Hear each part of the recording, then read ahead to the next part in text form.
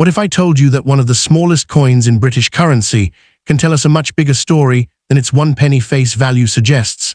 Today, we're taking a close look at a coin that millions of people probably handled without giving it a second thought. A small copper-colored British penny dated 1998. At first glance, it looks ordinary. It has the familiar portrait of Queen Elizabeth II on one side and the traditional crowned portcullis on the other. But there are several details hidden in this little coin that every collector should understand. What exactly is this 1998 1 penny worth today? Why does it have a completely different metal construction from older British pennies?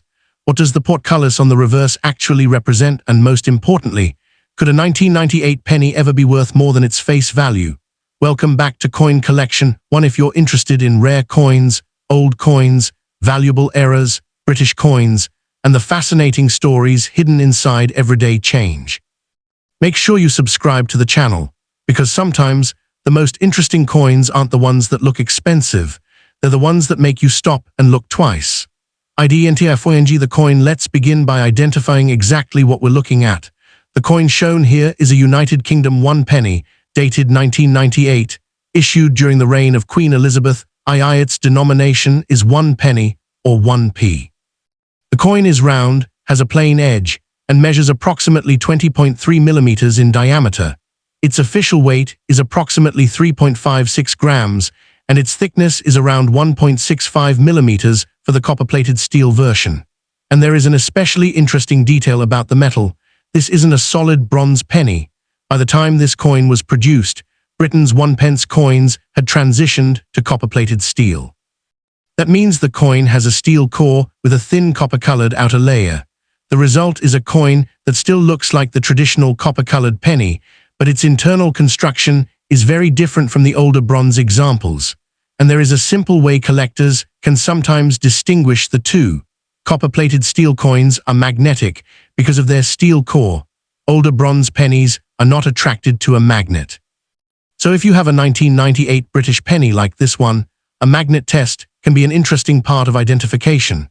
But always handle collectible coins carefully and don't scratch or damage them. The story behind the British 1p. To understand this coin, we have to go back several decades.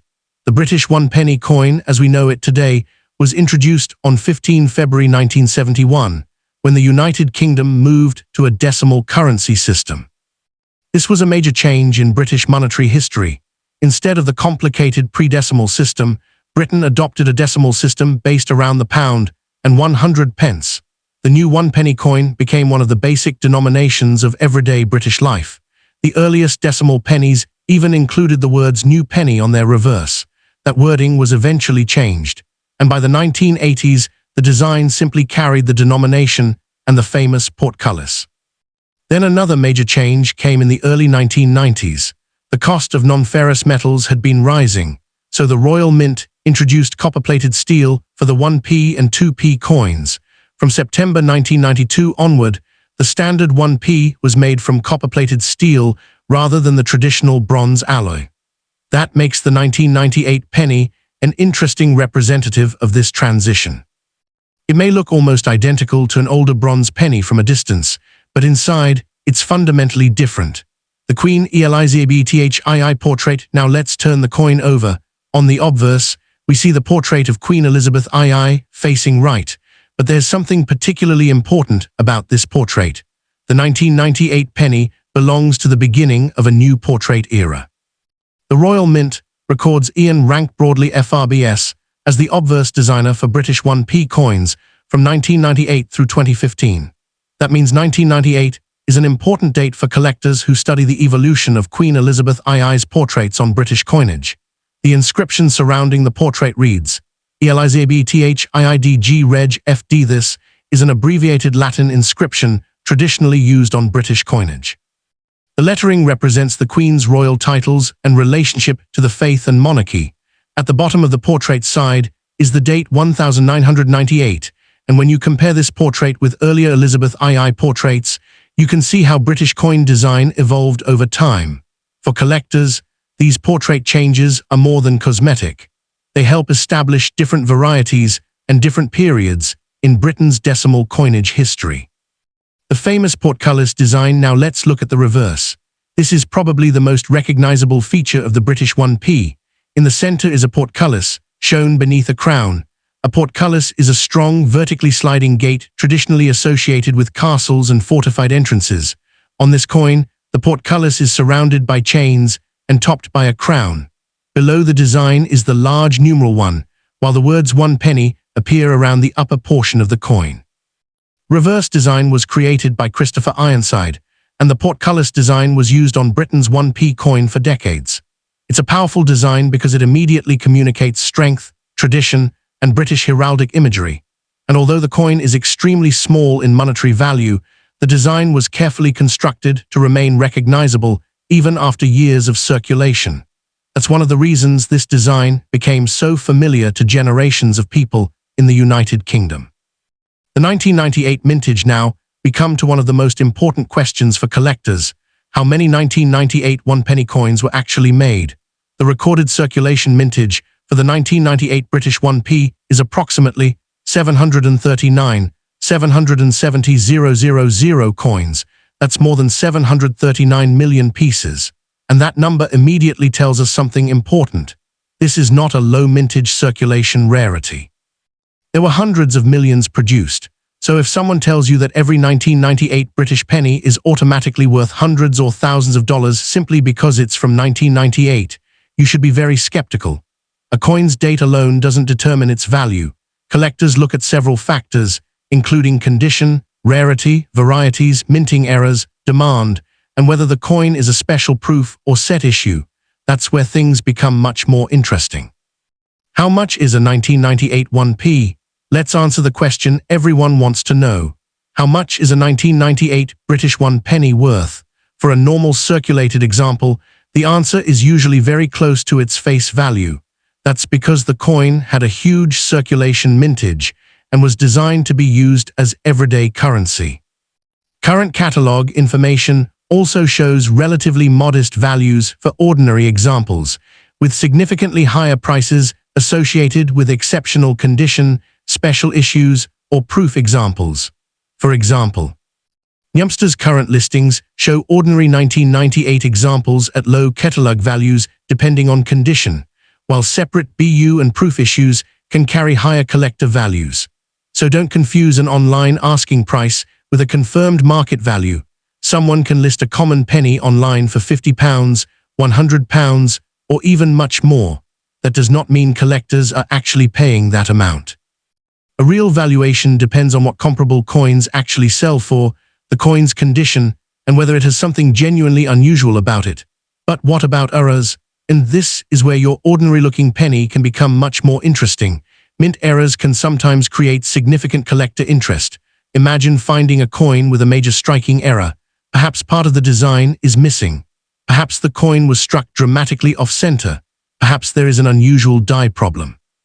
Or perhaps the coin has another authenticated minting error that makes it genuinely different from the standard issue.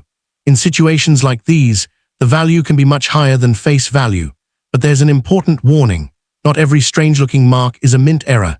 Damage caused by circulation, scratches, corrosion, dents, environmental exposure, or someone deliberately altering a coin does not automatically make the coin valuable.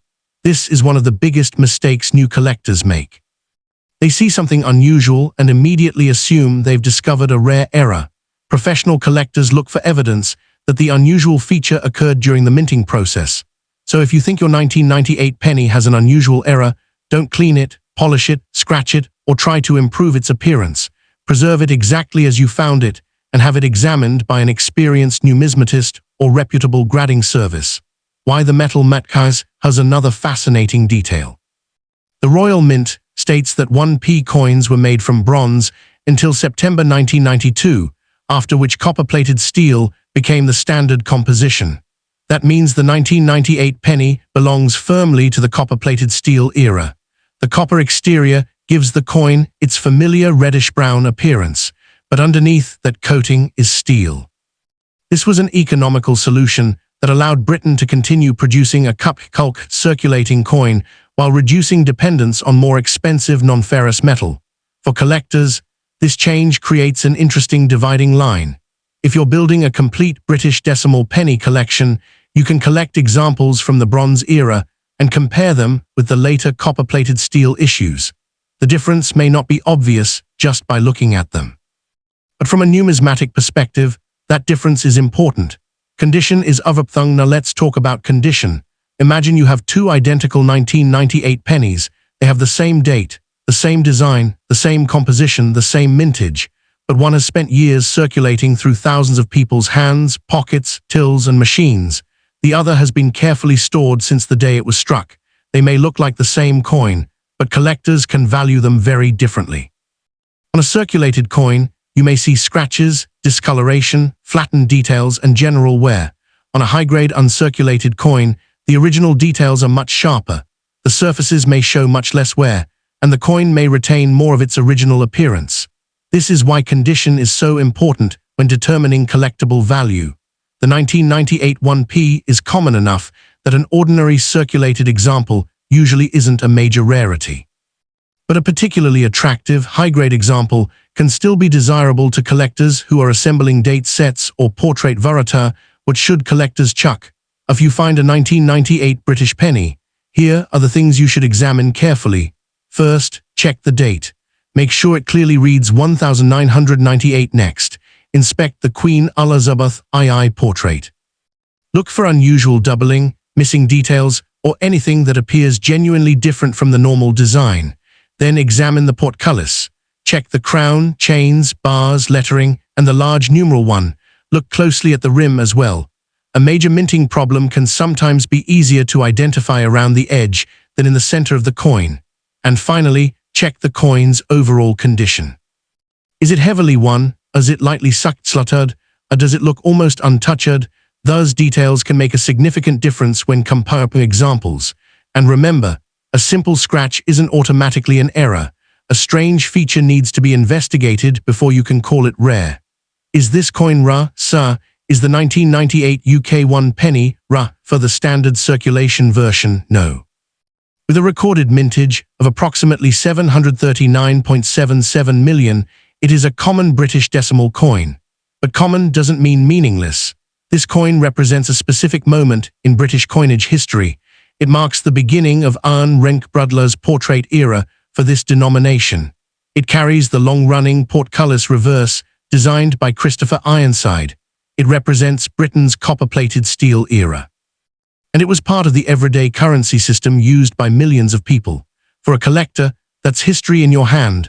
So let's bring everything together. The coin we're examining is a 1998 United Kingdom 1 penny young Queen Elizabeth II on the obverse and the crown portcullis on the reverse. It measures approximately 20.3 millimeters, weighs around 3.56 grams, has a plain edge, and is made from copper-plated steel. Its recorded circulation mintage is approximately 739,770,000 pieces, making the normal circulation issue relatively common. So, if you have one in ordinary circulated condition, don't expect it to be a hidden fortune. But if your coin is in exceptional condition, is a special proof or set issue, or has a genuine and significant mint error, then the story can be very different.